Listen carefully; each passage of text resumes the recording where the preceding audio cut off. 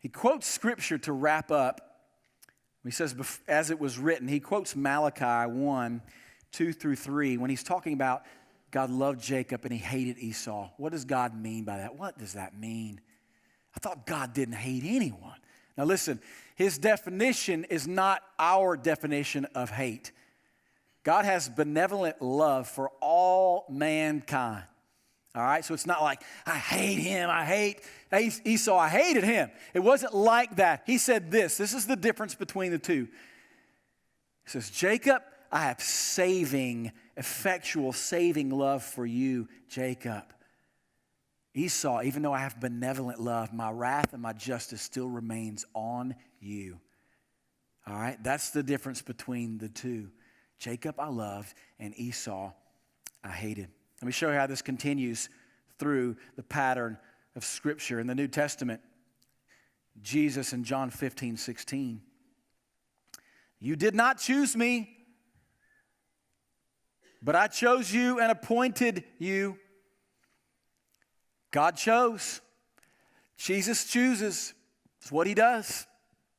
You ever notice, you ever think, and I know you must think this, how in the world that some people absolutely surrender their life to Christ and others just reject him?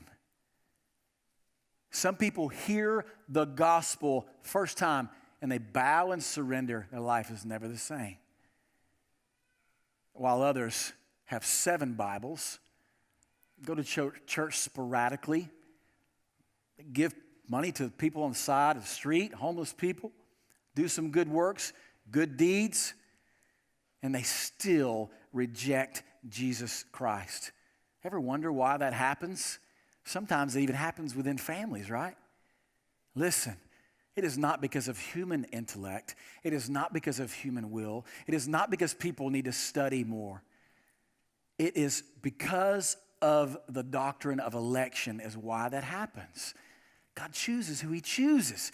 And once he elects his bride, once he elects his people, you and I, if we are, we have to respond to that.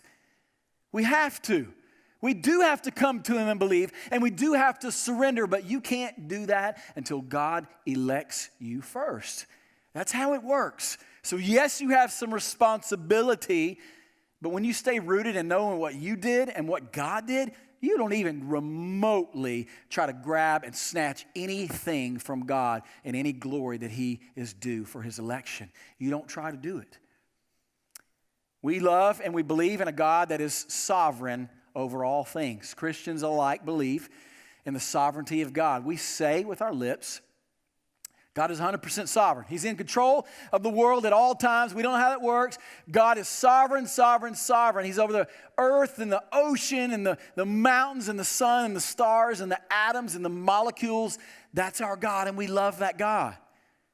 Now listen, if that God is sovereign, then he has to be sovereign over salvation, who he chooses and who he does not. If God was dependent upon man and bound to what man would do in salvation, he would cease to be sovereign. And then we go right back to square one where we started when we said God is sovereign, right? We have to trust him. We have to believe that the sovereign God is also sovereign over creation and salvation alike. He is free to do that, who he chooses and who he does not.